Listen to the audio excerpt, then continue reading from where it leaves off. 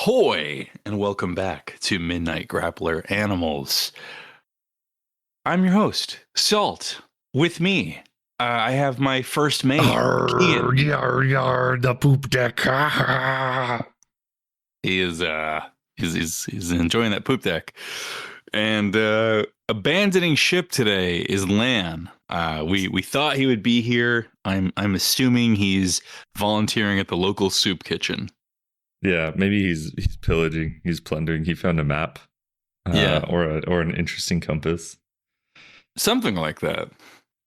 We are here to discuss the 2003 film Pirates of the Caribbean. And why, you may ask? Well, you may ask that. I am definitely asking that. Why are we doing this? I feel like this was a sort of mutual suggestion. Is that correct?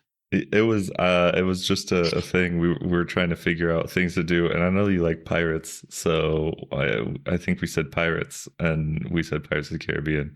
Well, And it was yeah, perfect because I love this movie. We've talked about pirates a little bit before on the show. Keigen had an incredible question posed about Golden Kamuy, his Golden Kamuy pirate story, and I gotta lean toward yes. hell yeah, Yeah, love to hear it. Very good question. I think we'd also talked about One Piece a little bit. I'll probably read the manga someday. The Netflix show I enjoyed, but I don't really enjoy it as a piece of pirate media. Have you seen any One Piece? I haven't watched any, but I've read the first.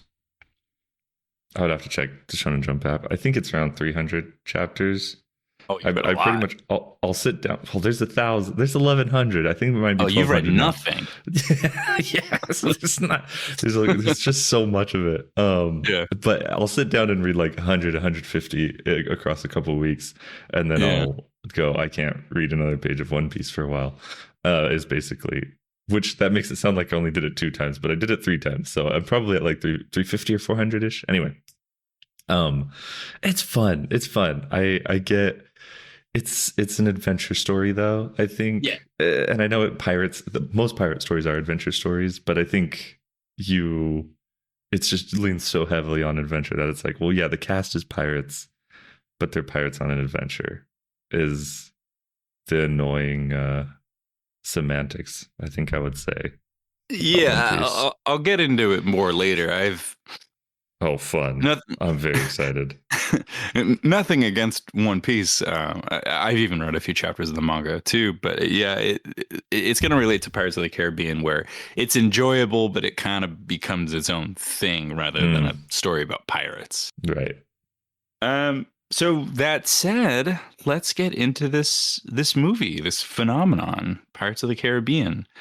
Released in 2003, directed by Gore Verbinski. It was supposed to have the name of the writers of the movie. A lot. There's like 3 or 4, right? Yeah, there's a lot, and it surprisingly doesn't feel like one of those movies with a lot of writers. Yeah. So it's got story by credits and writer credits. So yeah, there's like 4 guys on story, but then there's just 2 on writing. That's Terry Rossio and Ted Elliott. I'm not experts on those guys, but what should be said is they did collectively have a lot of experience with swashbuckling stories before. We're talking between the 2 of them, we've got the 99 Mask of Zorro. Was it 99? Oh, okay. With Antonio Banderas. 98. They've got the Mask of Zorro. They've also got some animated features. They've got Shrek and Road to El Dorado. I think these are pretty firmly swashbuckling stories. Shrek makes a lot of sense. Yeah. For some reason. That really clicks. Yeah. And have you seen Zorro? I have not. I have not. Oh. I know. When we do a Zorro stuff, I'm very excited. I really want to do it. If we do Zorro stuff, I'm so amped for whenever we get to our Zorro month. So yeah, these guys are both pretty experienced writers. They've collaborated a lot.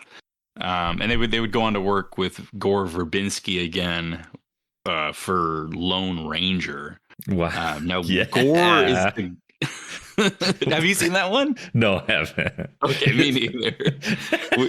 We watched the trailer after, and we like my girlfriend and I love the Pirates of the Caribbean franchise, so we were watching this trailer for Lone Ranger.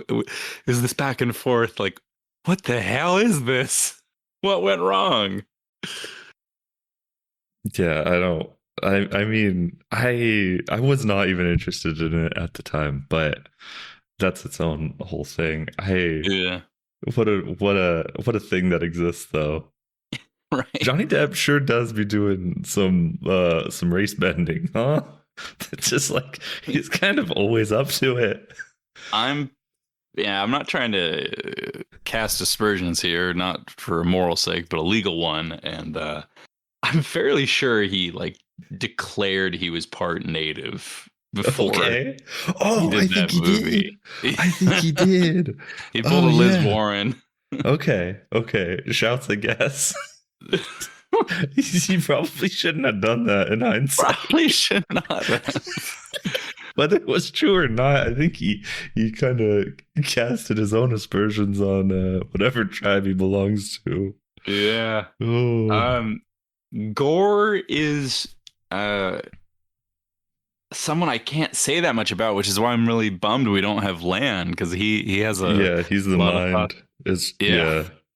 I know. I mean, my one Gore Verbinski piece of familiarity outside of Pirates is The Ring, the American adaptation of the Japanese horror film. Yeah, I did. That was good. I looked up a little bit about because I'm like, what is the controversy? You know, I have no idea. Oh, with Gore Verbinski. Well, I know he got put in director's jail, right? Because he did 2 giant flops in a row. So he was in director's jail.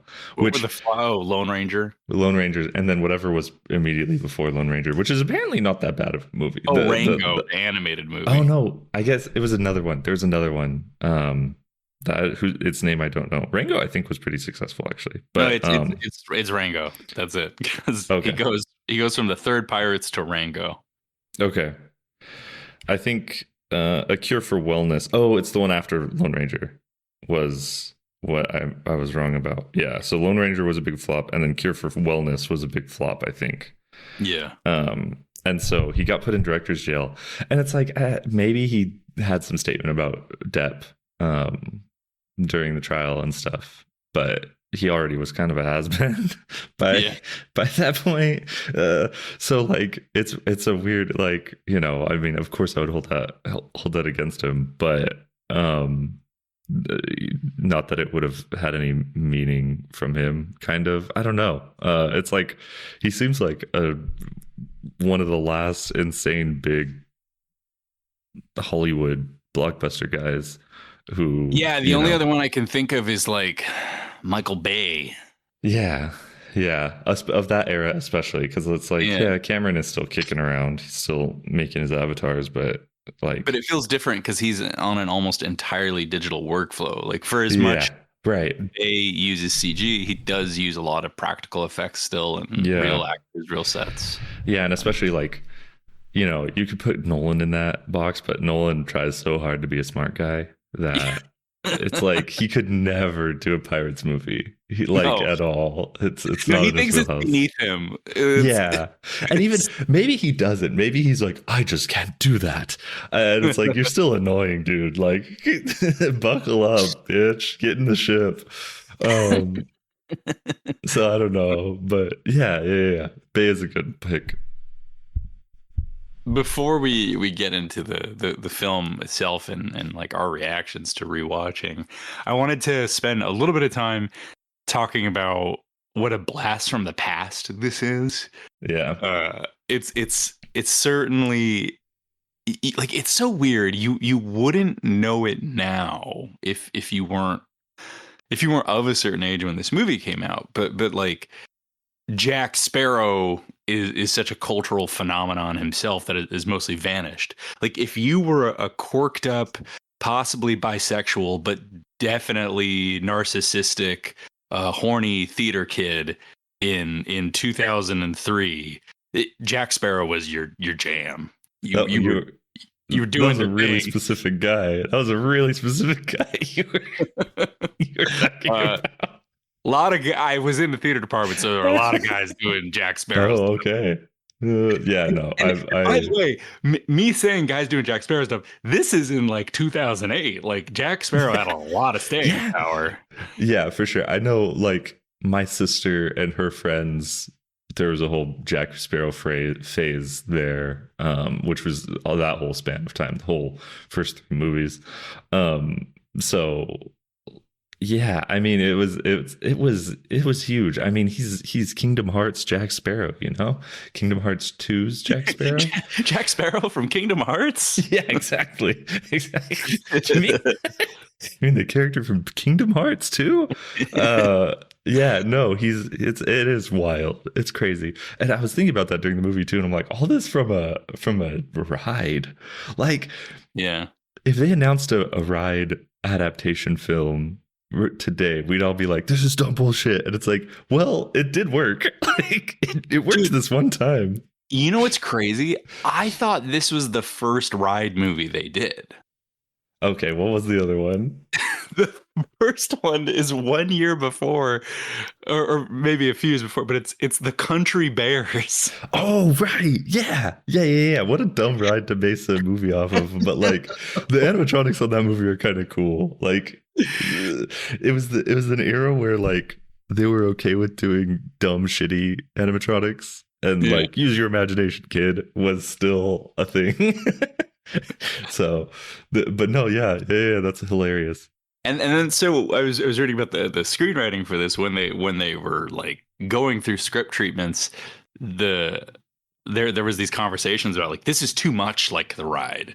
Like there was a scene where like Jack Sparrow and Will Turner were about to enter a cave through a waterfall, which was like I haven't been on the ride since I was like an infant, so like I wouldn't have recognized it, but you would have recognized that if you'd been on the ride. And they're like, no, too similar, take it out. So they purposely like distanced this from the ride. That's funny and like also kind of dumb because it's like a ride, you know? Yeah. I mean, I talk about this a lot where I want adaptations to change. I want adaptations to reread the thing and like try to be the version of the thing in its new medium. But it's also like it's a ride is already it's a purely visual thing, basically. It's a purely existential thing, at least. And that's really either way, like writer notes are stupid, right? Like noting things like that is like, I don't know, man, but it's cool though. At the same time, just to distance itself from the ride, even though it is the ride. I don't know. I'm changing my mind here in the moment. You're good. My only other note before we talk about this plot and our reactions to the plot, characters, all that, is it's so weird watching this now in hindsight of where Disney live action films would go. You know, whether you're talking Marvel, whether you're talking some of the Star Wars stuff, whether you're talking the animated movie live action adaptations, like I'm willing to hear criticisms of this film, but Pirates of the Caribbean, it has so much craft, so much attention to detail, so much really rich lighting and locations. Like this is not what you see in Disney films of the last 5, 10, even 15 years. Yeah, totally. I was also just thinking about this in wider terms of, right, you look at this era that the Pirates movies exist in, and you have Pirates, huge franchise, right? Ubiquitous. Everybody's watching these movies. You have Harry Potter, huge franchise, giant, ridiculous, billions of dollars, right? Which also, at least for the first few, are like really doing the same kind of thing. I don't think they're not nearly as good, but like they are lovingly crafting these sets and creating these like seeming universes that you're entering. You know, later era, you know, you start having like the Twilight movies. You have like, even I think if you fudge everything a little bit, you get to Avatar, right? That's still early MCU. stuff, or that is early MCU stuff. But then, you have Nolan's Batman movies, all these things. I'm describing a bunch of different things for different age ranges, for different tastes. It's fine to not like some of these things. It's fine to like all of these things. It's whatever. But it's like they're so different, right? They are very different things. Even if maybe they have some connective tissue between the things, and maybe visually they borrow from each other. And it's like it's so the MCU as a juggernaut squashed all of this out, and I don't understand how or why. Like, how did that happen? How did they capture people's interest so much that everyone thought this is the thing we need to do, right? Because it's like, go ahead. Go ahead. Oh, No. jinx. Well, I think you're asking a really good question, and one that we can use to better understand this franchise and everything came after. Like you were saying earlier, that Gore Verbinski is a madman, and for better or for worse, this is someone who's exerting a lot of influence and control over this project, and that is something that the studios get scared of for a whole variety of reasons. Like the whole story of the MCU is taking the director out of the movie, as it were. How do you have a director legally, but separate their voice from it? It's like it's all about that house style, the Feige mandate. So I think in some ways the response after was, well, the MCU has severed the influence of the director. This is great. We've been trying to do this for years. Let's do this to all of our movies. Yeah, that's a good answer. Thank you. Yeah. Anything else about this movie and franchise as a cultural phenomenon before we board the ship? Yarg. Does that mean? I don't know. But let's go. Let's go. As is our style here, we will not be doing a thorough or deep plot recounting. I just like getting enough of that in there so we can meet our cast.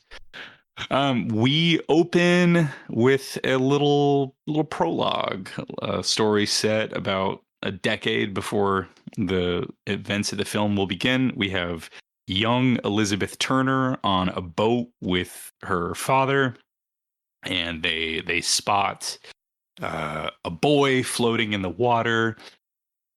They pull the boy up onto the ship, and he's got a gold medallion on him. Elizabeth Swann takes the medallion for herself, and then notices a pirate ship in the distance sailing away. There's a lot of plot stuff that this is setting up later in the film. I figure most of you listening have seen this movie. My main notes here are on just some of the characters we're introduced to. Swan we'll get into later with Keira Knightley. Her dad is just a classic bumbling oaf. We love that stock character. Excellent. Yeah, very fun. This is like my 5th time watching this movie, and it's the first time I noticed that Gibbs was actually like a quote good guy. Yeah, like a normal guy. A normal guy. A normal dude. Like, it's really funny. Yeah. How did the evolution happen? He is actually one of the best characters of the franchise. He's really funny. Everything about him. I love the actor. He knows exactly how to, or either he knows exactly what he's doing, or he just the right thing gets pulled out of him every time. It's great. Yeah. Do we meet Norrington in this scene? I don't think so. Okay, we'll get into Norrington later. This is a man, I think there's a word for like when you have an opening scene that's kind of like a movie within a movie, right? But this is an awesome example of that. I think this scene sets up like your expectations. Like you're gonna have real boats in water. You're gonna have some really like dynamic camera angles getting in real close to the actors' faces. This is also setting up what a tactile movie this will be. Like you're starting to see like all the wind and the flame. Like it's a very elemental film. Yeah. No, I like that. The setting out expectations. I don't I don't. I think that this also works on a level of just like getting you into it. I do think it's interesting. Like Swan Will, I think is kind of a wet bag in this movie. Like as a character, he kind of causes a lot of stuff to happen most of the time, but like I don't know. We'll get into more of it, and you can yell at me and get the correct idea out of me at a certain point. What I'm actually trying to say, but her like it's very interesting to start the movie with like those two and dad, you know, like Yeah. as the characters, when it's like, yeah, they're important for introductory reasons, I guess. They're like their story is why this matters to a degree. But there's so many characters in this damn movie. There's like a million guys in this, and it's just crazy to introduce to like it makes sense, but it's also like you're introducing the most simple, easiest to understand people, and it's cool. I mean, it's obvious and cool. I think it functions on a few levels. Like, man, I'm in my 30s and I still think this is a really rich, sophisticated film. But like by starting with these child actors, you're getting the little kids. You know, it's like it's 2003. This is in theaters. You're a little kid. You're like, hey, that's a kid. I can relate. You know, I think this is, but it's only a few minutes of little kids. So the rest of the movie, you're going to be hanging out with adults. You don't have annoying child actors to watch. So I think it's clever in how it's reaching a lot of audiences, right? No, but I also say that too because it's like, you know, a lot of people bemoan how movies are, you know, trying to just appeal to everyone, and we say that in a negative sense, and I get why we say that, but this movie is appealing to everyone, but like still has a really rich, distinct voice. Yeah, especially I think again, like just to go back to the visuals of this movie are. That's what it's doing. It's telling a story visually first and foremost. Right. Let's time skip because that's what happens after this scene. We now meet Elizabeth Swan in the governor's mansion where she lives with her father. No mention of what's happened to the mother, presumably died at some point. Swan is visited by, or she's soon visited by her loving suitor, Norrington. I can't remember what Norrington's position is, but he's fairly high ranking in the British military. He's not. He's like he's not a lieutenant. He's above a lieutenant. He's not an admiral. Is he? He's not an admiral. I think he's a lieutenant.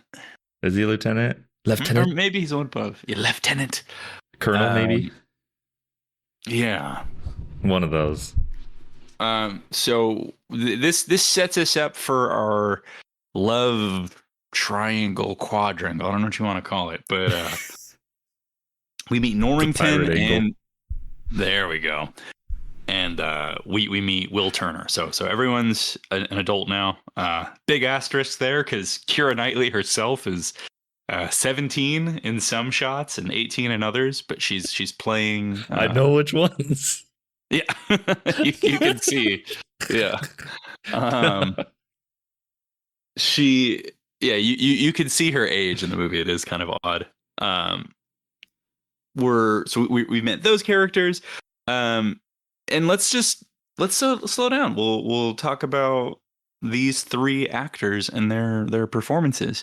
I think Keira Knightley is like maybe the MVP of this franchise. She's incredibly present for this movie. There's so much asked of her as an actor, and physically as well. And she's, like I said, she's not even an adult yet. You're meant to believe she's an adult. You know, just so I don't sound like a creep here. Like even my girlfriend was saying, like, yeah, she looks like an adult here. I wouldn't have known. So yeah, I just accolades for Keira Knightley. I mean, she's an incredible actress of her generation. Pride and Prejudice is one of Kendra's favorite movies, so I've seen it a million times, and it's like a fantastic movie. But this, and I mean, she is kind of in a similar mode here, but she gets to be the like she's absolutely not a pirate in this movie, right? Like there's still a clear lineation between like what the pirates are doing and what she's doing here. And like how much she dances on that line is so good though. Her performance in that way is so cool, where she's just getting into the scoundrelly, but still like, I'm a proper lady. Like I'm not messing around the way you pirates are. It's awesome. It's really good. Just like the performance, all the way down to even the treatment on her writing is very cool. A very cool position where she's not just like becoming one of the boys across this movie. It's very cool. Yeah, I mean, I do want to use this also as an opportunity to talk about how this franchise evolved. Have you seen all 5? I know I've seen 4. Yeah. I think I've seen 5. I thought there was 5 6. is a spoiler warning. And no one knows if there's 5 or 6, which I think is really funny. In the 5th one, there's a new young lady and young male protagonist to what was ew? Nothing. I said lady. I almost said young female. That seemed worse. So it's young lady. No. It was more, Jack Sparrow being a pedophile. This is more the ew.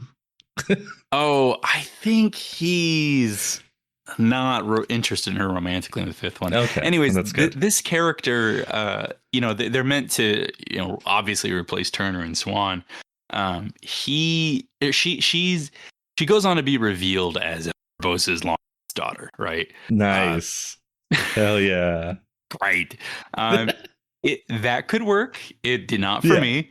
And I'm bringing her up to say that like she's such a product of like that mid 2010s storytelling where like she's like a STEM boss, she's like she knows all this science. I hate young people in STEM storylines. I just think they're evil. I won't elaborate. But I like how much Elizabeth Swann feels like a real young person, and like you said, they really nicely toe this line between she's just like a young woman trying to figure out her place in the world, but she's like having to keep up with pirates. She's not quite a pirate yet, and that all works really well. Yeah. Let's get to the rest of our cast. Next we meet Norrington. I don't have a lot to say about Norrington, but I really like this character. I think he's one of the least Disney characters in this Disney movie. And I say that because I feel like in a lot of Disney movies, a Norrington type character would be a total jerk. It would be the guy that Swan is engaged to, but he's an asshole, and you want her to wind up with Will Turner because this guy's mean. But like Norrington is, he's in the British military, like that makes him evil. But as a guy within the universe of this movie, he's a pretty nice guy, pretty stand-up dude. He's not like ruthless. He's willing to look at different scenes he's in with a judicious eye. He's not always doing everything to the letter of the law. I think he's a really rich, complex guy. Yeah, I agree. That was one of the weird big takeaways here too, because I remembered I couldn't have told you many details about this. I would have been like, there's some shitty asshole British military guy who is with Elizabeth, whatever, right? And like, no, he's very reasonable. He's like pretty smart. He's pretty smart. He's like, later on, he's like, his men are like, why are we doing this? Didn't didn't Jack say to do this? He's like, why would I do what the pirate said?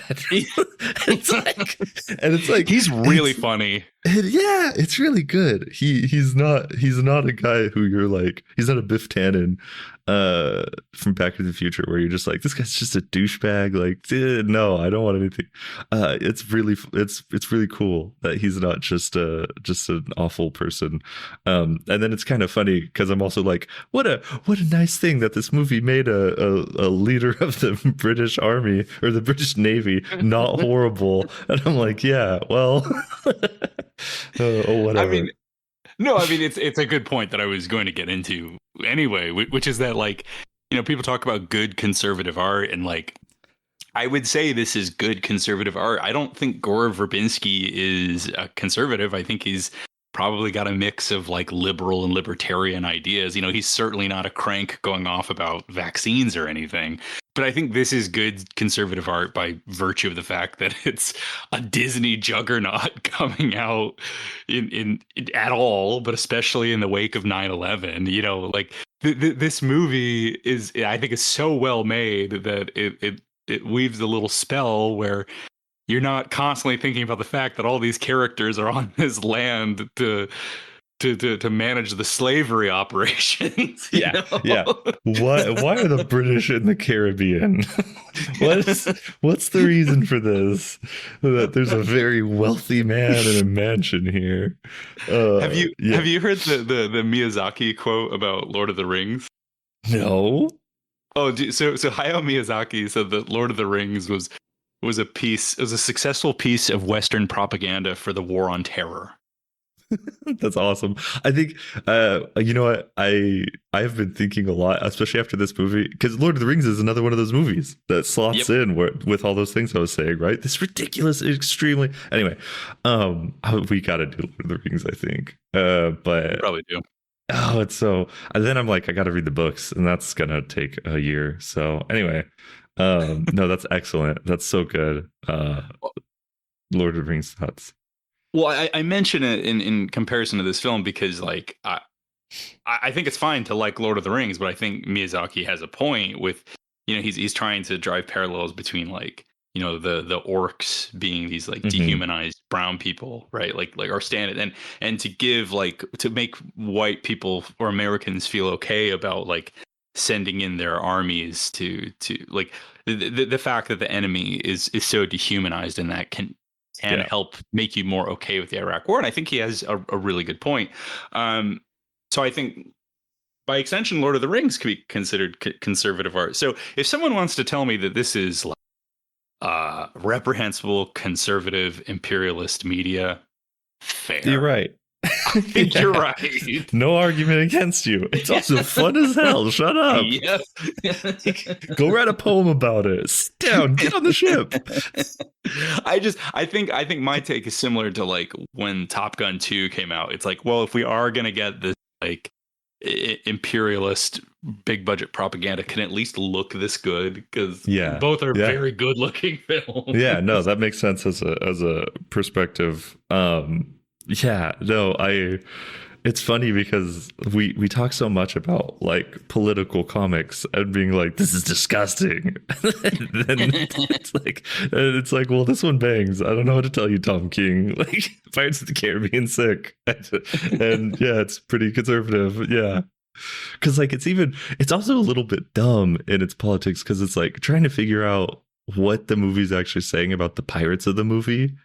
It's kind of doesn't, you know, it's just I would not argue this movie has much in the way of themes, and I think that's fine. I don't think this is conservative with an agenda. I think this is just conservative by default because it's 2003 and you've got to be conservative by default. Yeah, no, totally. And that was another thing I was thinking about the whole movie. I was just like, does this have any real thoughts, or is it just ships go boom? And it's like, all right, let's go. Ships go boom, baby. Yeah, that's what this is. It's all right with a lot of money. Like, it cost a lot of money.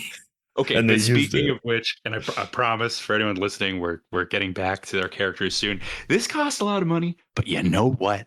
I can see where the damn money went. I'm very happy about that.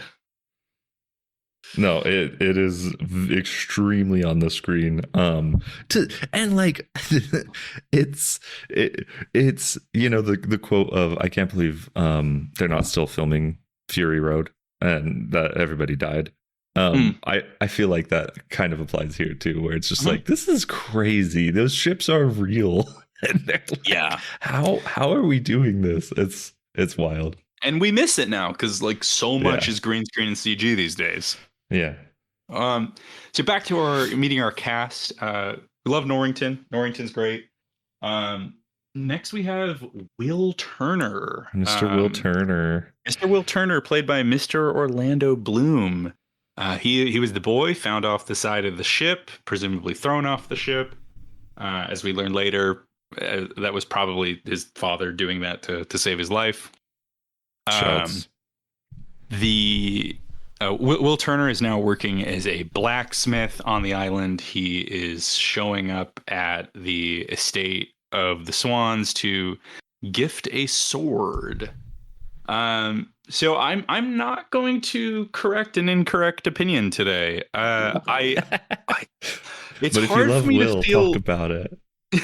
Well, actually, I really like the first maybe 20 or 30 minutes of Will. I think that stuff's really cool, but it's also hard for me to feel strongly about him, primarily because Orlando Bloom's performance feels quite flat to me.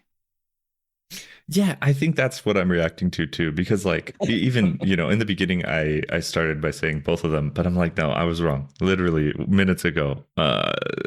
Keira Knightley is great, and I don't think Elizabeth Swann holds the whole thing together. Yeah. But he just kind of bumbles around the movie, but not in like a golden retriever way, and not in a dumb guy way either. And I think there's a good amount of it, and it tries to convince you he's really smart. And he's like clearly very good at fighting, and he's very good at making the swords. But then it's like his actual character is just kind of dumb. Which is fine, but it just kind of falls flat, I think, for me, where it's not like the dumbness. There's a resistance between the movies clearly telling me he's smart, but like he's a little bit dumb, or maybe just simple-minded. But I think, yeah, to get into some of that works better when we have one of our last main characters we'll meet, which is Jack Sparrow. Speaking of movies within movies, Jack Sparrow getting introduced, I think is like probably taught in modern filmmaking class. His like introduction scene, it's golden. Yeah, the ship sinking, him sneaking his way onto the dock. It's him noticing that like pirates will be hung. There's so much visual storytelling happening here. I mean, this movie is really good at efficient storytelling using what's on the screen. It actually, I'm impressed how much it doesn't spell out for you most of the time. So yeah, let's talk about Jack, but specifically in relation to Will, because Jack and Will have a little run-in, and this movie has tons of awesome fight scenes and action. How do you like their first sword tussle? It's so good. It's so good.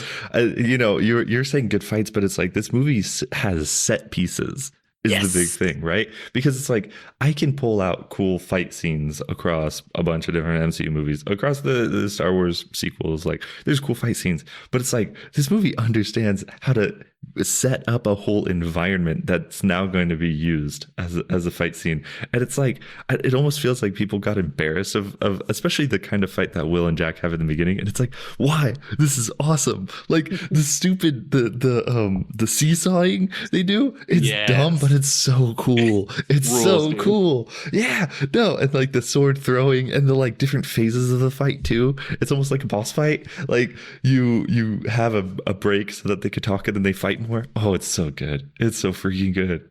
I think you're right. I think people did get embarrassed, and it reminds me a lot of Jackie Chan style choreography. Mm-hmm. Yeah, totally. Like Jackie Chan couldn't do this piece exactly because he didn't have the equipment a lot of the time.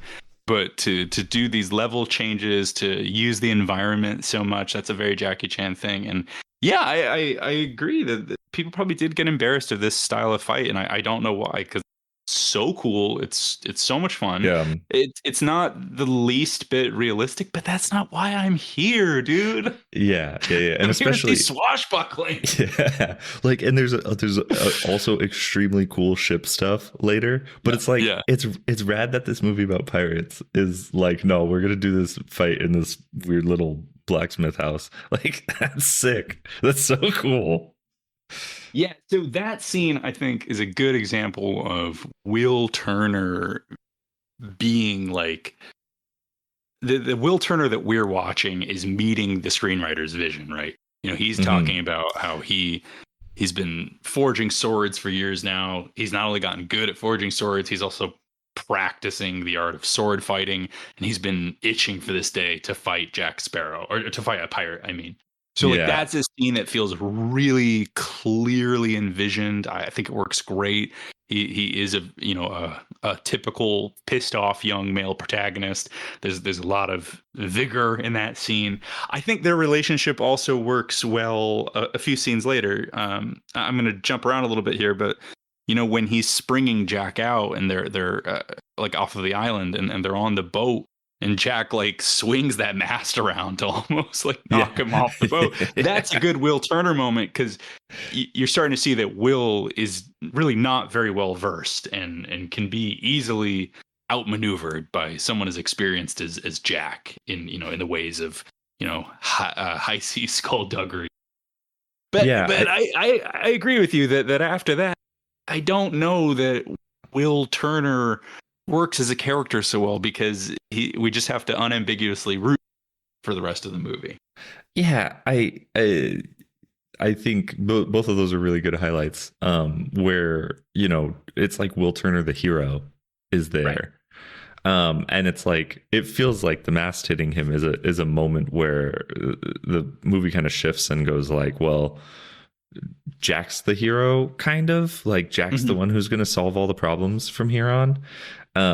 And yeah, I mean, I guess if you're sitting there writing the movie or writing the story and you go, oh, look, we're going to do this clever thing where, Will's going to lose and Jack kind of becomes the hero. It makes sense. And you can write that down and you can put it in an essay and say like, oh, look, this is what they were doing.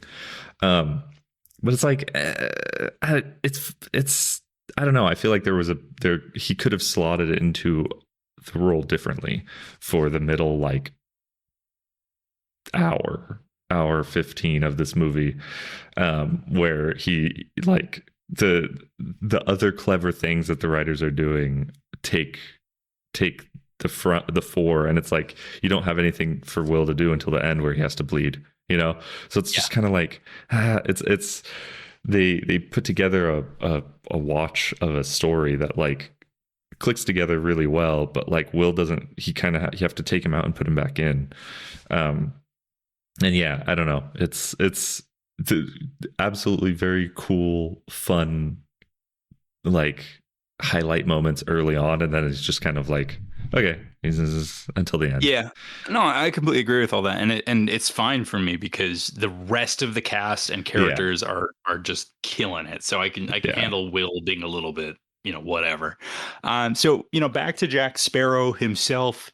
It might feel. I think maybe people are scared of corny or cringe, but Jack Sparrow's great. Jack Sparrow's really cool. I get why he became a phenomenon. His whole attitude of just like rolling with a lot of the punches. He gets scared. He doesn't panic. There's a fun dynamic of characters around him telling him he has the worst luck, and he does, but there's this fun rhythm to the storytelling where he has terrible luck that's pretty soon followed up by like God-given great luck. Yeah.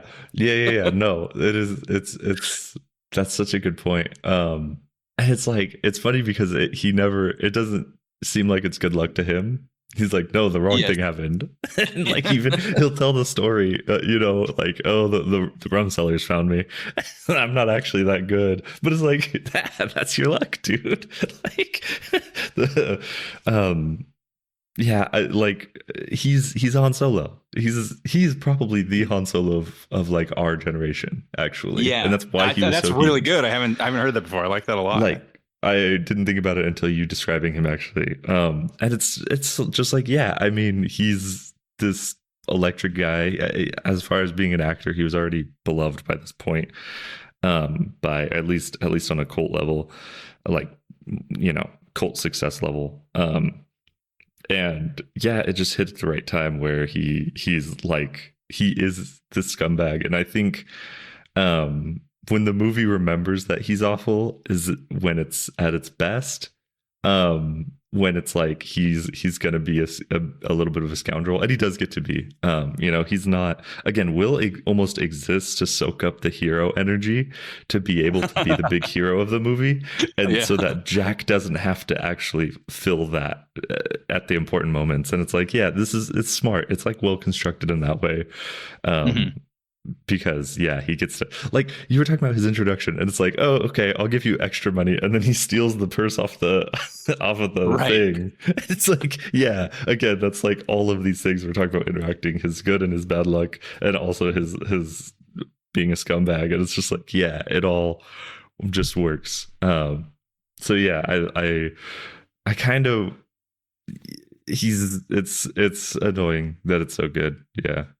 I mean, I think in the year 2025, we feel a little bit odd, like enjoying a Johnny Depp performance. Yeah. But to that end, I'll say I get really critical of dialogue in movies. I think a lot of dialogue is redundant and uninspired, but there's so much to praise in this movie that I think even the dialogue is equally worthy, but it's not something you're noticing as much. Like I think this movie legit has really clever dialogue, and it's very actable. It lets the actors pull a lot from these characters' imagined past experiences, because that's something you do as the actor. You have to write and fill in these gaps. So on that note of like, oh shit, like Johnny Depp's pretty good here, I would again say, like, it's not all Johnny Depp. Yeah. I think the character, there's such a good vision for the character. Maybe they wrote the character for Johnny Depp specifically. But even if Johnny Depp hadn't been there and they had to get someone else, I still think Jack Sparrow would have been a phenomenon.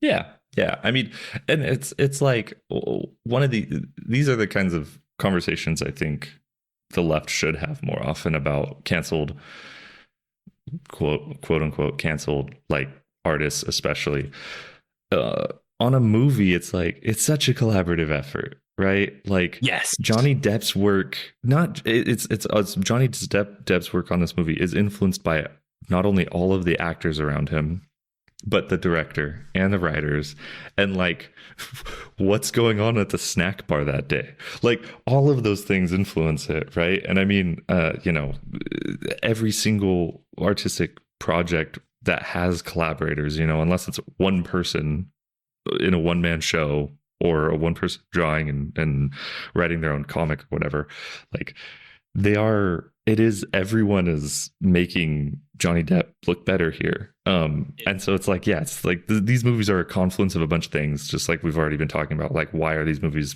were they so successful, and why were they able to get made even?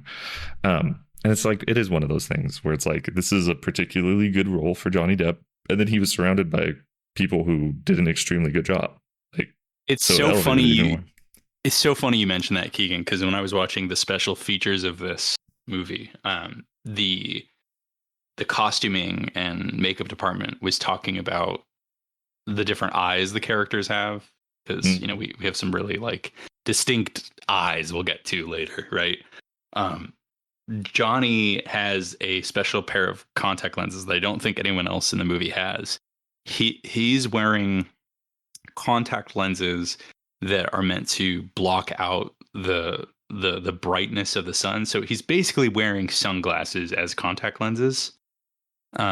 And I think that's so relevant because this movie's in the sun, right? It's a thing you might not be thinking about watching it because there's so much to pay attention to, but like so much of this is filled in like bright open daylight. So for Johnny to be able to fully express with his eyes and his face, especially when he's facing the sun, he's been out there hours a day. Well, his job as an actor is a lot easier if he's not having to squint to look at the sun. And that's something we might not think about watching a movie like this, right? Like I'm backing up everything you're saying here. Yeah. This is that truly collaborative effort. That's wild. I did not know they made contact lenses like that. Yeah, especially back in 2003. I had no idea. That's crazy. What a technology.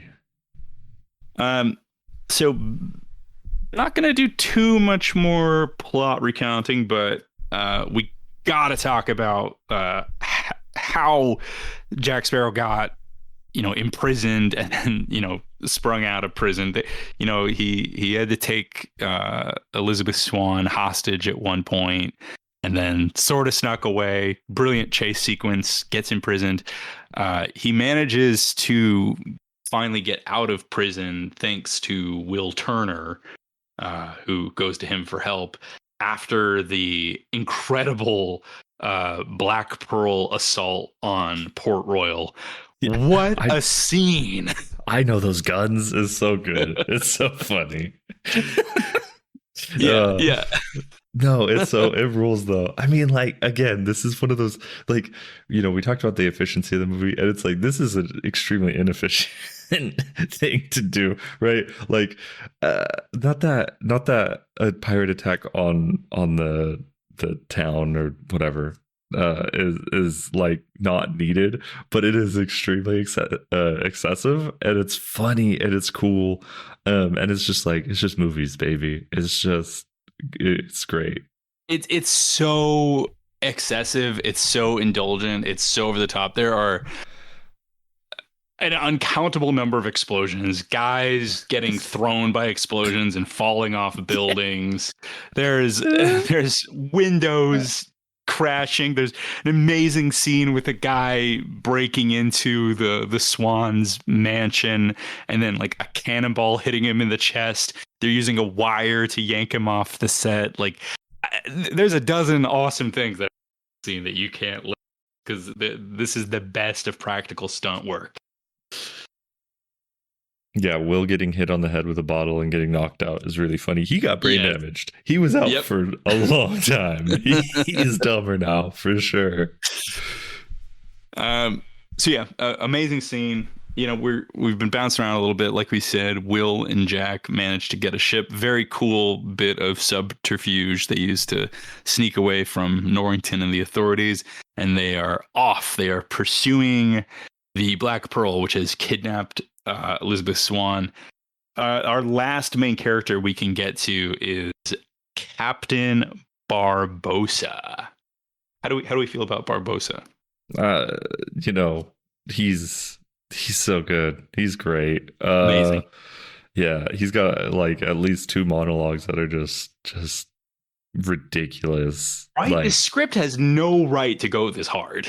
Yeah, and he's acting his ass off too. Yeah, it's great. This is another one of those things where it's just like these pirates. It's crazy because these pirates are evil, but also it's like they're not though. They're just crazy, and that's sad. Like, it's so good. Like the way they pose that is just. It makes me not go, the politics are stupid here. It makes me go like, oh, those poor pirates. Yeah, I mean, I think that, I've managed to not talk about pirate history very much in this episode, which I know a little bit about. This movie does it very successfully uses what you know about pirates already for the story to work. But because they've got one of the best costuming departments ever, that authenticity comes through even more with these incredible costumes everyone's got. But, it doesn't get too much into the specifics of the golden age of piracy, like why this is all happening, where all these other pirates are. We have established that the island is capturing pirates and killing them. I think where I'm trying to go with all this is Barbossa's crew is very believable as a crew that might have existed, but then because this is a supernatural thing, they kind of stumbled their way into some cursed treasure. What I love about that you lose a little bit going forward in this franchise is like I love the proportion of reality to supernatural in this movie. There's just enough supernatural stuff that it's like zany and fun, but it still manages to feel grounded in reality in spite of not getting a lot into the reality of the golden age of piracy. Yeah, no, I like that a lot. I think the cursed treasure is so much fun because like this movie isn't about a treasure map. It's not about like pirate stuff. It's about them getting rid of the curse, basically, right? Yeah. And so it's like, no, I think the stuff about the treasure, about them being obsessed with the treasure, is that rules. Yeah, and yeah, I think all of these movies really aren't. All the pirates. Well, I don't know. I can't really remember 4 or 5 that much, but like 2 and 3 are so about pirate politics, and it's kind of stupid.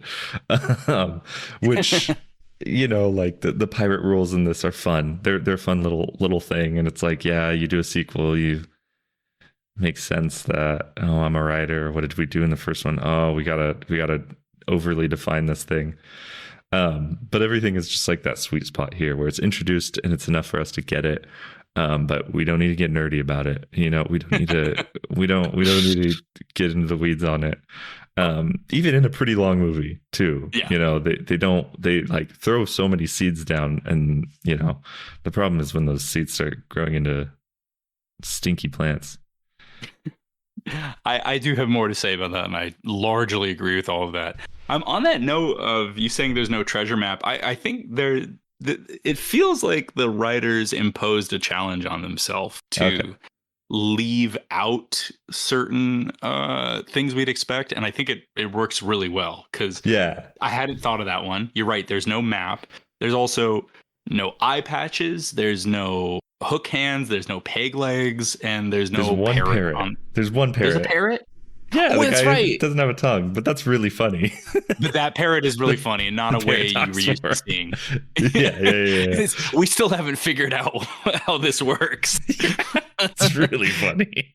Everything is so lived in this world, right? I love that. Like they've been trying to figure out this parrot for years. No. Like Barbossa having a monkey is fantastic. The monkey rules. Such a good choice. I think that's a good point, and I'm not even like whining about there not being a treasure map, especially because I think that's true. They probably did set that challenge, and coming up with a magical compass is awesome. So magical like great. It's one of my like. You know, Doctor Who dorks are all about the sonic screwdriver, but it's like the magic compass is so like I love it. I love the magic compass. Oh, what a good just like thing to exist in a story that you need to tell, you know? Well, it's almost Lynchian.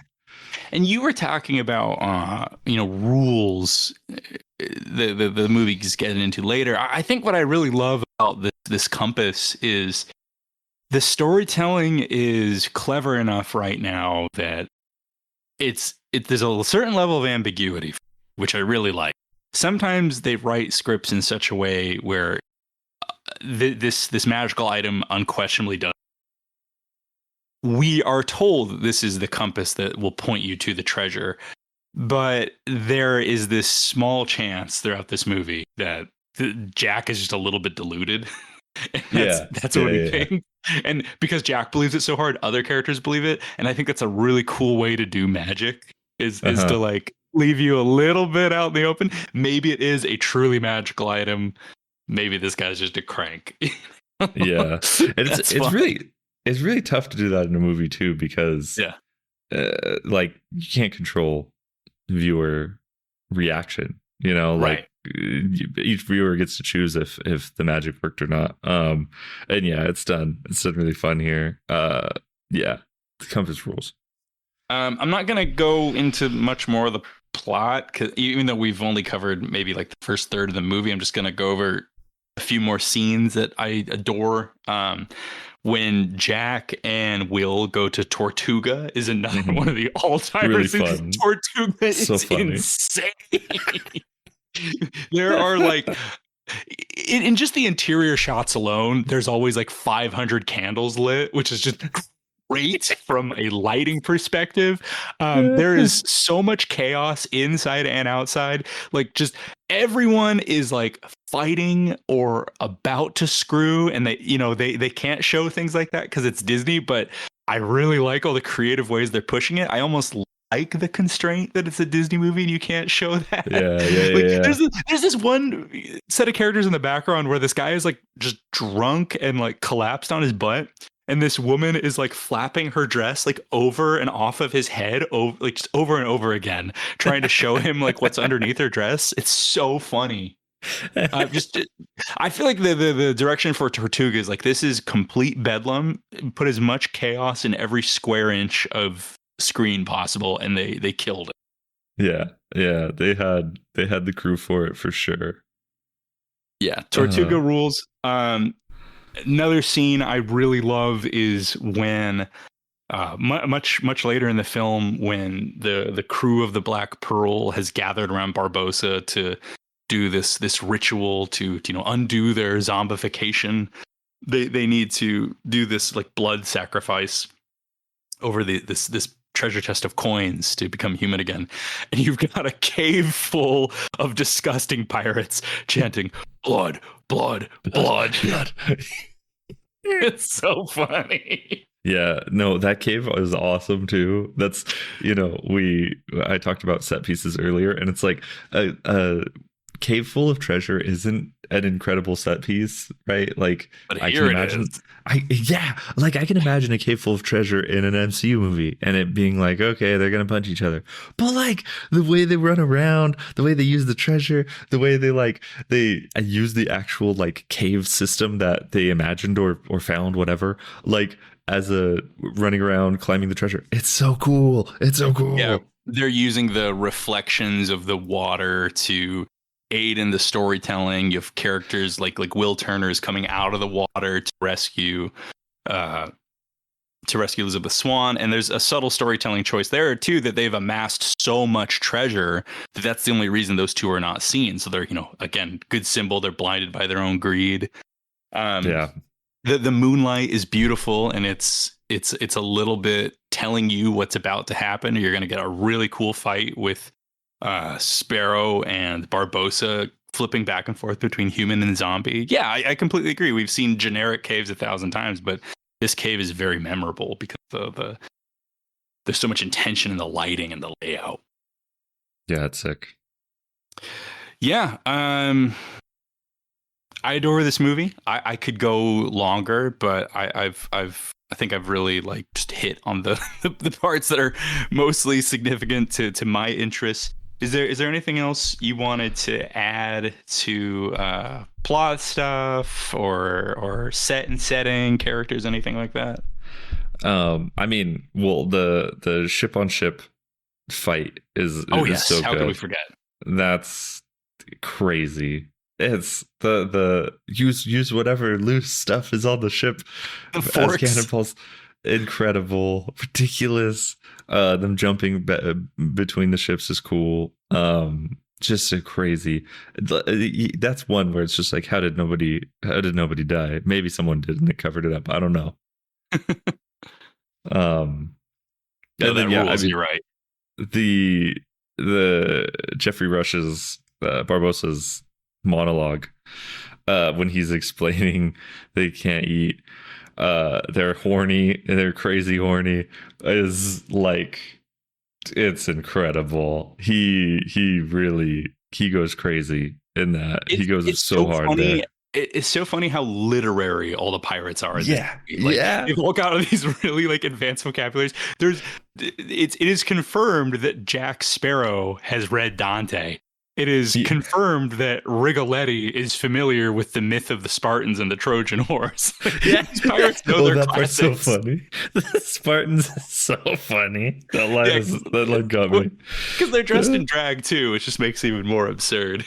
Yeah. It's just like what they did in Troy. Very funny. Very good. Um, yeah. And then like Elizabeth trapping herself in the lie that she's a Turner is really really good too. Yes. That's awesome. They're just like, oh hell yeah, we got her. Um, oh, I took the note. Damn, this is kind of woke about Cortez. It was pretty funny. That was like, oh okay. Give me 2 minutes. I'll be right back. Okay.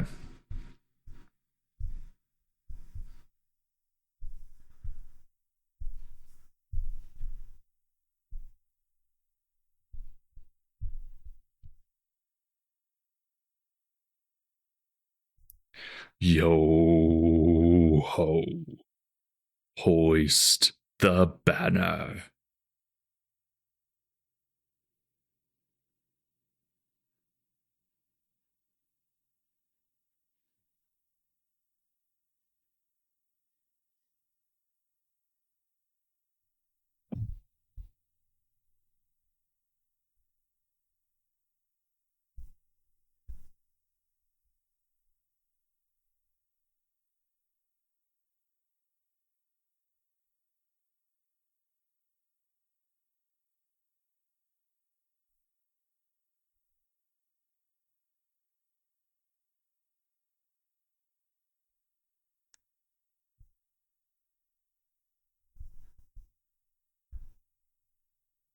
I'm back. Welcome back. Missed you. Yeah, okay. I will one thing. Get it. I guess. Um it does feel I don't think too long is right. I don't think too long is right. But it does feel like two whole movies in some ways. And I think it does a fine job of blending in, and I don't even know what those two movies actually are, to be clear. Either. I think what my suspicion, based on what I know about pre-production, is there was a version of this movie that had no supernatural. So I think there's that version of the film, and then you add everything in with Barbossa and the cursed treasure, and that changes a lot, right? But if you had a version without supernatural elements, then there's a lot of storytelling that we do not see, right? Okay. So I feel like, if I'm understanding what you're saying here, I think there is a little bit of a clash of visions at times.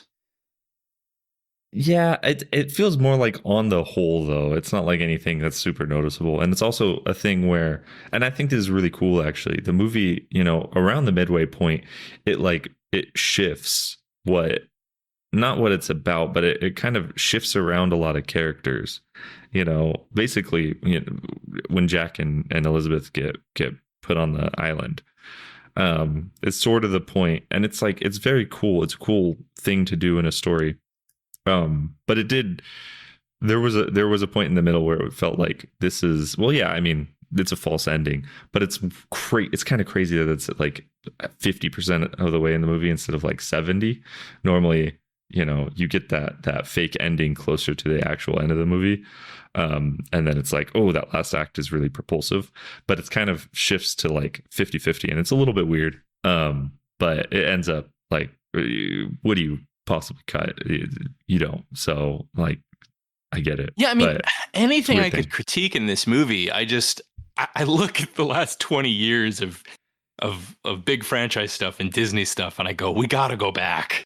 Yeah, even like I genuinely, I think the big comparison thing, I mentioned all those other things, and I think contemporarily for this was Lord of the Rings. It felt like some guys looked over at what they were doing on Lord of the Rings and were like, we could fucking do that. Like we could do that for something else. And then the other is Avatar. And even with Avatar, I'm like, man, give me pirates over Avatar. Peace and love to all you Avatar heads. I would much rather have this, like far and away. I am more interested in it. And I think they occupy a similar spot culturally. They extremely popular things that are basically pretty empty-headed. Like, let's be real.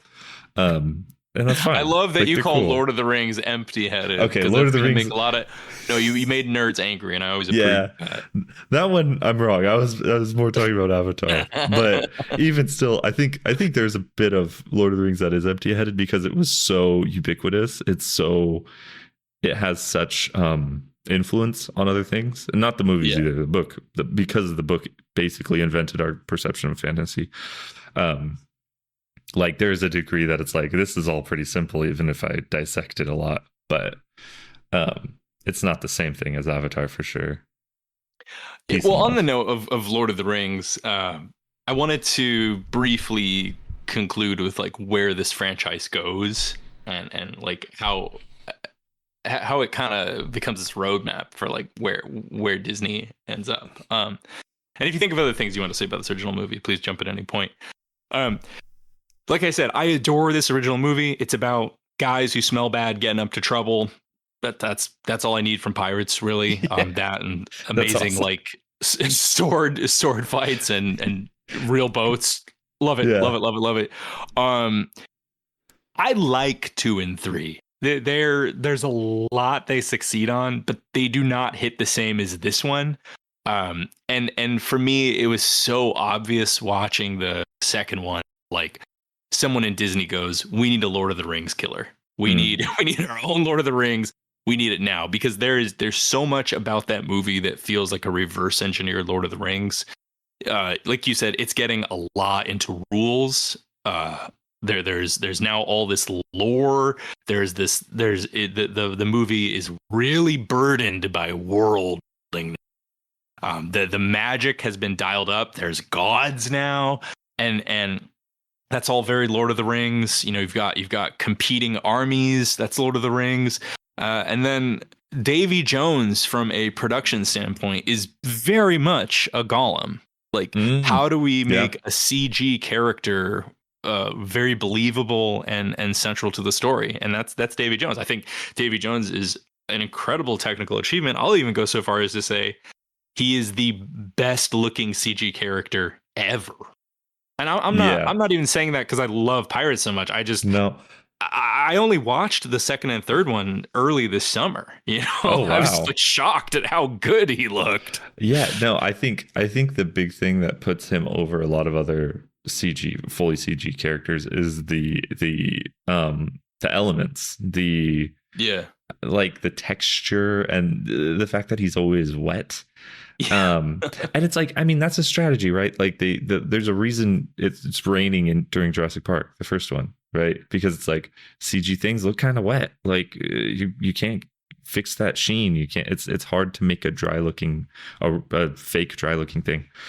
And so it's like a lot of it is just like you called the shot on the environment. You know, like good job. Yeah. A CG pirate monster guy is like really doable, but also he looks incredible. Like I see gifs of it on like Twitter and I'm like, holy, how did they do that? Yeah. This is 2006. What? Yeah, I don't, they just, it's the vision. It's Yeah. literally it. It's like actually having an idea of what this thing is supposed to look like instead of being like, hey, here, do this, figure it out. And it's like, you're the director, but the director's been erased, like you said. Yeah. Yeah. I've been alluding to this the whole episode because you were talking about it before. The second and third movies are really fun, but there's times they don't feel so much like pirate movies to me as much, and they are just very much some kind of like adventure lore based fantasy film. Yeah. They're good. They're really cool, but I don't necessarily want. It was so fun. I was sitting there with my girlfriend, and I just was kind of holding my head, feeling like a dumb guy, going, "I'm not really getting this." And she's going, like, "Well, I get it. I really like lore. This is stuff I'm into." Yeah. And I think for me, like my problem is that I know so much about like real Real piracy. pirate, like there's actual pirate lore. Like, Yeah. what do you mean you invented a whole fantasy caste system for? Yeah. There's pirate lore to do. No, yeah. It kind of goes to the Norse thing you were talking about last week with Thor 2, where it's like there's real stuff here. Like, what are we doing? Yeah, and I think you could have both, but by just going so hard in the paint, it's its own thing at that point, right? Yeah, no, I think that's good. I haven't watched those movies in at least probably 15 years. Is that when they came out? No. Yeah. Okay. 2006, Roughly. 2007. That's not too far off. Yeah. I mean, I've seen them a couple times, and they were probably on TV at some point, and I watched them. But yeah, I think the pirate politics. I was like, this is, even at the time. I was a boy, and I was like, the pirate politics stuff is fine and cool, but like, I don't know. And Well, that's and basically I'm not the end of my. I'm not going to get it. all autistic about it right now, but there actually were real pirate politics, right? And they were very complex and related to real world events. And this movie is not even 1% of like capturing any of that. So I'm like, well, I at this point I wouldn't even have real country planet. It's like One Piece for me at that point. Like this is cool, but this is different.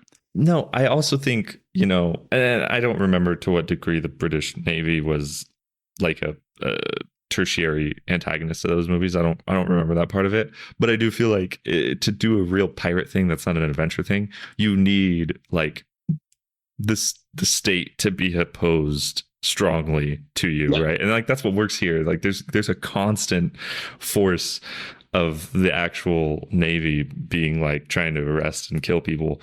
And it feels like as soon as you remove that and everything becomes about the pirate politics and stuff like that, it's like, yeah, you could still do a pirate story, but like, I feel like they need to be hunted, but I don't. Yes. No, they do. That is how you do pirates.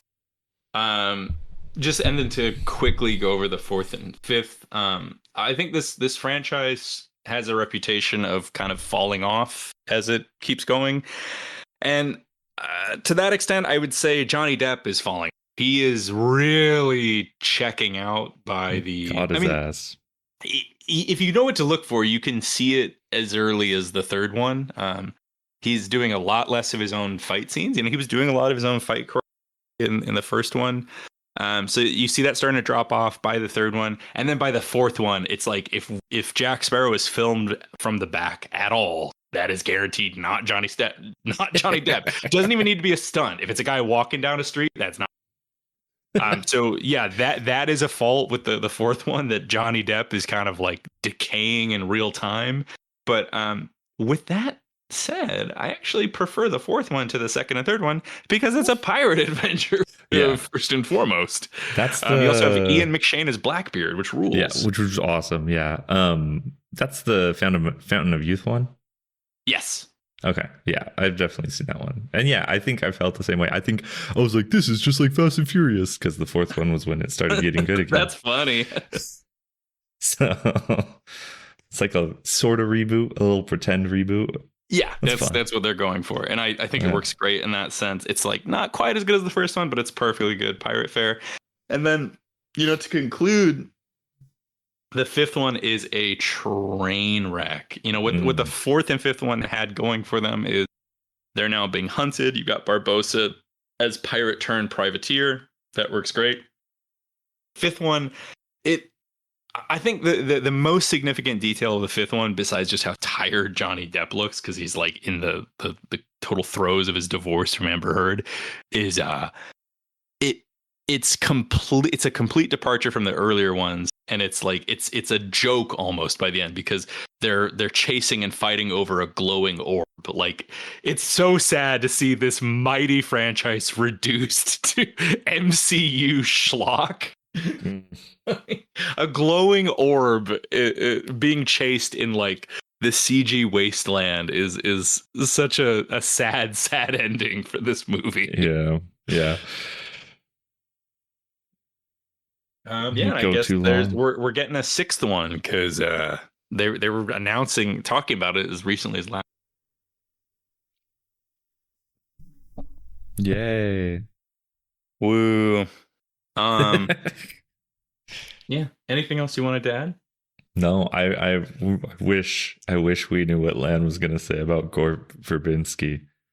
I know what could have been. I was looking forward to it. I know. I want to know what happened with that guy. What's the issue? But I think I'm not going to speak for Lan, but I was expecting him to say a little bit about like the indulgences of Gore Verbinski, because the second and third ones do have a lot of indulgences, and that the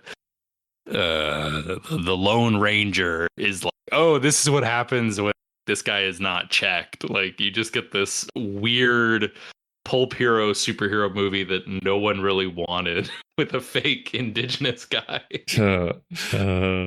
I mean, there was a weird like the Prince Carter of Mars. Oh, the John Carter movie. John Carter. Yeah. Like all that stuff was happening around that same time. So like I get why they pivoted to pulp in a very big way, and like absolutely whiffed it. Not even that movie was cool, but like they just did not capture the attention. Again, it's like this crazy thing where the MCU, like as much as we say the director stuff of the MCU is right, like that's the studio side, but it was like audiences were captured too. Like there's not an explanation for that other than people wanted to go watch superhero movies, and like John Carter, there's no reason not to have been able to pitch that to the same people in the 2000s, in the 90s, and the 80s. Like the same person would have seen those two movies, but then so you just like sucked all the air out of the theater. It's crazy. So you like that John Carter movie? I mean, I've only seen it like once, and it was a long time ago. So like, it was a fine. I sat down and watched a movie, right? It wasn't like incredible, but it was like, I know it has a reputation of people being like, more people should have seen it. But yeah, I mean, I'm not crying about lost sequels. No, you're fine. It just it got me thinking, because I point about it being like pulp is a good point, because like there's almost these like pulp waves where like in the late 80s and 90s these big studios are trying to compete with Batman, but instead of like there's very few like superheroes, but instead it's pulp heroes, right? You've got Dick Tracy and the Shadow and the Phantom and so on. But then there is kind of this like second wave of pulp with Pirates, our classic pulp characters, and then John Carter. And there were a lot of these like very forgettable like Conan style movies. Oh yeah, from this time. Wasn't there like, I can't Conan remember movie? Any of them. What was that? Wasn't there a Conan movie? I think there was, and I want to say it's Jason Momoa or somebody. Oh, okay. It all feels so imagined, this like late 2000s, 2010. Too many of these real movies, just they're not real. Like, real or fake would be a good game to play with aughts and tens movies. Yeah, Jason Momoa, Conan the Barbarian movie, that could absolutely be real. Or we could have made it up. Who knows? Yeah, that's crazy. So this was our Pirates of the Caribbean episode. I love this movie. I would even go so far to say I love the franchise.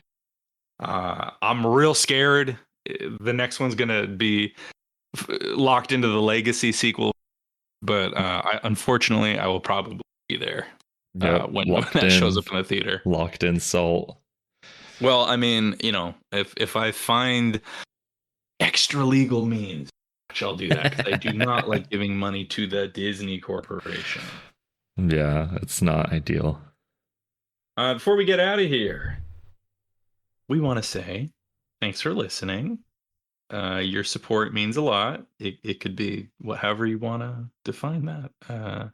Emotionally, grammatically, as Jack Sparrow would say. You can give us a good old review on your good old podcast app. We really appreciate that. Sub to the Patreon if you haven't, and follow us. You got an episode idea? We might do it, might not. We're unpredictable. We're wily pirates that way. That said, before we get out of here, now that you've had a chance to sub to the Patreon, we got one more quick feature we're going to do, which is the Tastemakers Grab Bag. We will clue you into some medias we have recently been enjoying and that we would recommend that you check out. Keigen, what do you have? I got 2 today. One is I've been rewatching Neon Genesis Evangelion, the hit anime. Very, very important anime. Many Capital say. I. Yeah, and I'm revisiting that because of Shin Godzilla, and I'm not throwing the whole show in the grab bag yet. I haven't watched it all yet. I kind of want to watch the rebuilds even, which it'll be some time. But the theme song is such a banger. Like we didn't even talk about the theme song of Pirates. Incredible piece of music. Like I'll just walk around doing that sometimes. I gotta say, I have a memory of Dad driving me home after like a sleepover and him just cranking this album in his truck. That's awesome. That's so good. That's rad. So, but like I've been humming the NGE theme song so much, and like the Pirates one was like a one day. Okay, I'm doing Pirates now. I'm back to Cruel Angel's Thesis. What a banger! What an incredible that theme song would get me to watch an entire show probably. I just want to hear it, and especially I'm watching on the Internet Archive, and every episode plays the theme song. It's it's really hard to skip it because the Internet Archive doesn't have like good buffering to like show you where you're actually going to. And so I'm like being forced to watch the theme song. I'm like, no, I'm not forced. This is awesome. I want to sit down and listen to this 3 times a night. So that's one. Cruel Angel's Thesis, awesome song, just fantastic. And then the other one is I've read all of the Die series, which actually it used to be the whole series. Now they're coming back with it. So Die Volume 1 by Kieran Gillen and Stephanie Hans. This is Gillen's best work by far. It's awesome. Stephanie Hans is ridiculous. She she'll cut into a different style. So she paints everything. She paints everything she does. But then at different parts of the book, she'll cut in and do like traditional comic book coloring. And it's like, she's one of the best at both of like in the industry. Either way, she's deciding to draw. And I feel like she could be the like, doing whatever she wants, and what she wants to be doing is Die basically, and it's awesome. Like this book's great. The ending is it over explains itself a little bit, which I've grown more and more annoyed with, probably especially after watching Twin Peaks, where I'm just like, you don't have to tell us anything, just end it, like just end your story, it's fine, we'll figure it out. But other than that, it is really good, and it hits just as well as it did when I was reading it monthly. So A Cruel Angel's Thesis and Die Volume 1, the comic, are my grab bag editions. Yeah, I'm looking at the covers. This is pretty. Yeah, Hans is ridiculous. Hans is great. I have 2 recs. My first relates to the episode we just did. My first recommendation is a nonfiction book titled The Republic of Pirates, being the true and surprising story of the Caribbean pirates and the man who brought them down, by Colin Woodard, published in 2008. I picked this up from my library a few years ago. I got real obsessed with pirates because I watched Black Sails, which then led me to Treasure Island, the book it's based on. And I was like, all right, I got to know all about these pirates. And this book goes all into their history. Keigen kept mentioning pirate politics. I was surprised how much politics influenced piracy. There's a lot of surprising stuff about religion and the crown that you would not expect. Also, pirates arguably one of the first unionized jobs? Question mark? Okay. Really cool bit in the book. I'm trying to sell people on this book. That's rad. That sounds super cool. Yeah. I could get it for $10 from thrift books. I was not expecting workplace healthcare to be such a fascinating topic in this book. It's sick. That's awesome. That rules. Yeah. Anyone ever wants to talk to me about pirates? I love pirates. That book just further cemented that. My other recommendation has nothing to do with pirates, but everything to do with the Bay, where I'm situated, and that is the 2024 film Freaky Tales, set in and filmed in the Bay. This is an anthology film of 4 interconnected short stories set in Oakland and Berkeley, aka the Bay. It's great. It's based on like a lot of real events, like when the Gilman, a punk rock venue I know and love and have been to, fought back and beat the hell out of some Nazis that were invading. There's a rap battle with Too Short, local legend, that's in here. And the cast is stacked. You've got Pedro Pascal as a bounty hunter, Jay Ellis as a Blade type figure. I will say no more. As a Sleepy Floyd. Oh my goodness. Yeah, they turned the real basketball player Sleepy Floyd into Blade. That's awesome. It's instead of Blade hunting vampires, he hunted white supremacists. Okay. It's sick. And speaking of the white supremacists, you've got Ben Mendelsohn as a police investigator, playing one of the creepiest, best Nazi performances I've seen. Oh, that's cool.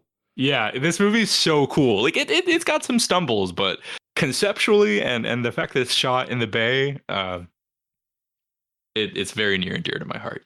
Yeah, no, that makes sense. Yeah, this looks cool. It's on HBO, or it was when I watched it. I don't know if it still is. That's an easy watch then. Yeah, I think it is. Highly recommend. It's fun. We had fun here today, didn't we? We did. This was delightful. Well, thank you for suggesting. And now we have all good things must end. We are disembarking the ship, returning to our landlubber ways. Sinking. We just got to hop back on the dock. That's all. That's right. It's just a little shitty boat. I'll get a new one. So, yo-ho, me mateys. Thanks for listening. And keep on grappling. The most got it in one we ever got it. Yeah. You can't celebrate it as much, you know? No. It's kind of cheating.